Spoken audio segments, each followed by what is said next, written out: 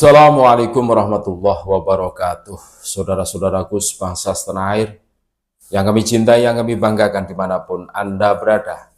Berikut ini kami sajikan cuplikan video bersama Sayyid Muhammad Mukhlis. Beliau dari Madura, Pulau Madura. Beliau begitu cetar, begitu jelas menjelaskan kepada kita semua asal mula gegeran-gegeran di Nusantara ini karena disebabkan kaum Bani Pa'alwi ini. Dari dulu sampai sekarang kita dengarkan bareng-bareng cuplikan video. Kalau kita lihat dari sejarah bangsa kita, mulai zaman kaum Ba'alawi datang, sering terjadi bentrokan dan pertumpahan darah. Contoh sekarang, geger Cilegon bukan geger tanpa alasan. Mereka kaum Banten Cilegon memberontak kepada Belanda dikarenakan fatwa Habib Usman bin Yahya. Betul. Enggak selang lama, 32 tahun, datang lagi dari kaum mereka Musa Al-Munawar memperdirikan Partai PKI pada tahun 1920. Mereka mampu menguasai sebagian Jawa Timur termasuk Blitar. Alhamdulillah pemerintah kita mampu menumpas pada tahun 1948. Mungkin mereka belum puas, datang dari kaum mereka juga DN Aidit. Tapi hebat ini, luar biasa, mampu mengguncang Indonesia bahkan dunia. Kenapa? Karena banyak jenderal-jenderal kita yang tewas. Betul. Alhamdulillah pemerintah mampu menumpas pada tahun 1965. Yang selang lama, Fahrul Barakbah kalau nggak keliru namanya, dari Kalimantan Barat, sama gembong PKI. Udah dijedor kepalanya, tewas tuh mampus. Nggak lama, 11 tahun Borobudur dihajar oleh kaum mereka juga, kalau nggak keliru namanya Abdul Qadir sama Husain Al-Habsi. Jadi saudara, kenapa mereka yang tewas dalam peristiwa tersebut nggak mereka klaim, padahal mereka kan saudaranya, malah di Ponorogo jadi Abud. Imam Bonjol jadi bin Syihab, Tengku Umar Cut Nyadin entah jadi apa mereka itu, tapi yang jelas satu Sakera jadi bin Yahya. Astagfirullahaladzim. Indonesiaku, monggo bangkit, semangat. Dari salam saya dari Pulau Madura. Jadi apa yang disampaikan oleh Sayyid Muhammad Mukhlis dari Madura ini benar. Kalau kita belajar dari sejarah tempo dulu, gimana muncul geger Cilegon. Tidak mungkin tidak ada asap kalau tidak ada api. Jadi adanya sesuatu itu pasti ada sebabnya. Geger Cilegon itu yang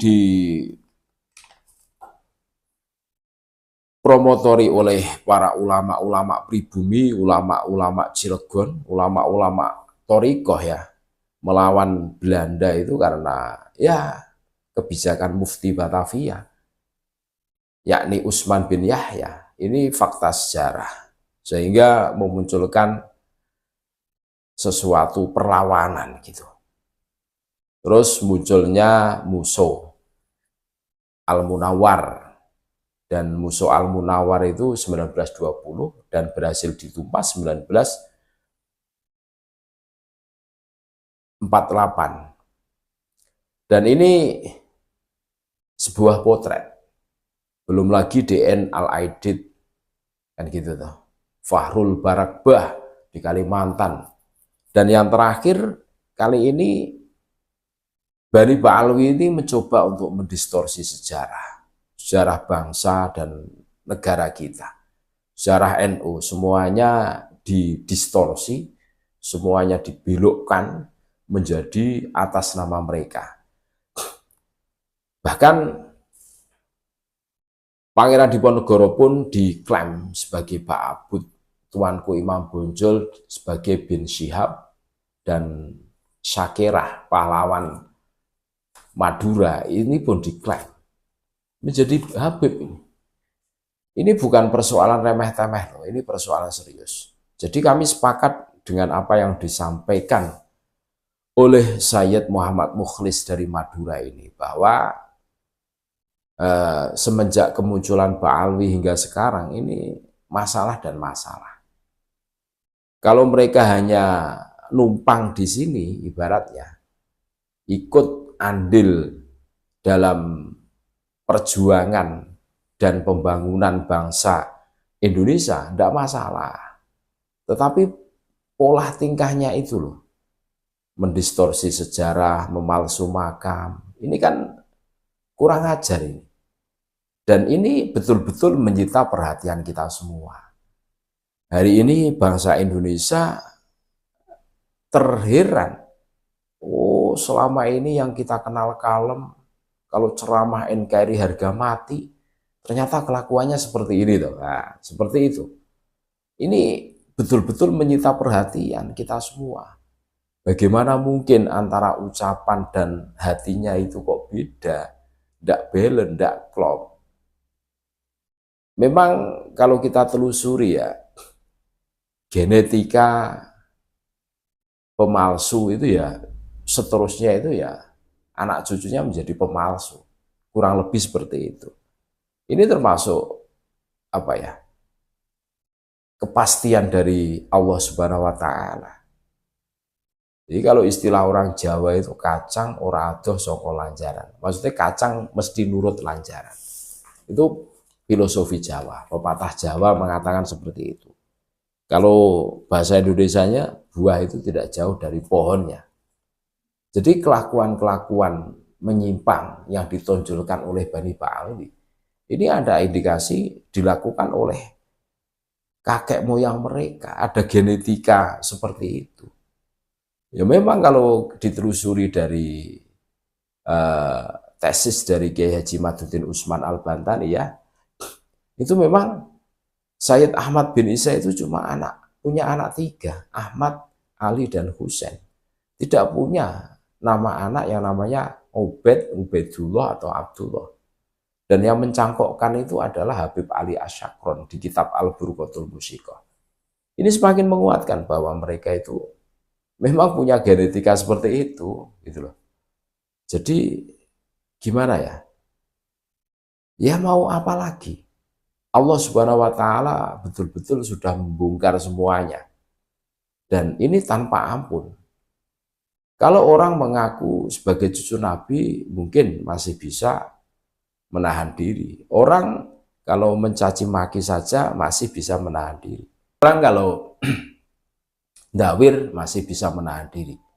Tapi kalau urusan sejarah bangsa dan bernegara, Pangeran Diponegoro menjadi Ba'abut, menjadi Habib, Wali Songo menjadi Habib, ini kan kurang ajar. Ini harus betul-betul diluruskan. Kalau kita diamkan, ya habis sejarah bangsa dan bernegara kita. Dan efeknya, dampaknya anak cucu kita nanti akan kepaten obor. Akan menikmati sejarah-sejarah bodong ala mereka. Sejarah NU juga tidak luput dari pembelokan mereka. Nah ini menjadi sesuatu yang menyebabkan pribumi itu betul-betul marah.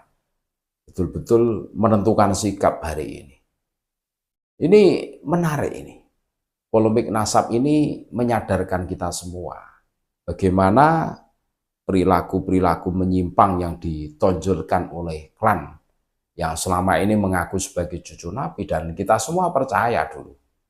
Tetapi berjalannya waktu terbongkar semuanya, bahwa rekam jejak sejarah mereka dari dulu sampai sekarang itu selalu bikin geger saja. Kami sepakat dengan Sayyid Muhammad Mukhlis dari Madura bahwa mereka itu selalu bikin heboh, bikin geger. Mulai kasus Cilegon, terus Musuh, Al-Munawar, dedengkotnya PKI yang bisa menguasai sebagian pulau Jawa, bahkan DN Al-Aidid yang bikin heboh dunia, terus Fahrul Barakbah, terus yang mengebom Borobudur itu Habib itu. Nah ini geger nasab, ini bukan kebetulan, ini rekam jejak mereka itu seperti itu, memang genetika mereka seperti itu, ahli seperti itu. Makanya hari ini kita jangan ragu-ragu lagi, memang genetika mereka ya seperti itu, tidak boleh tidak itu. Itulah apa yang disampaikan oleh Sayyid Muhammad Mukhlis dari Madura, luar biasa ini. Mudah-mudahan memberikan edukasi kepada kita semua, terlebih kepada para muhibin yang masih ta'assub fanatik buta. Ayo sadar, negara kalian sedang diobrak-abrik ini.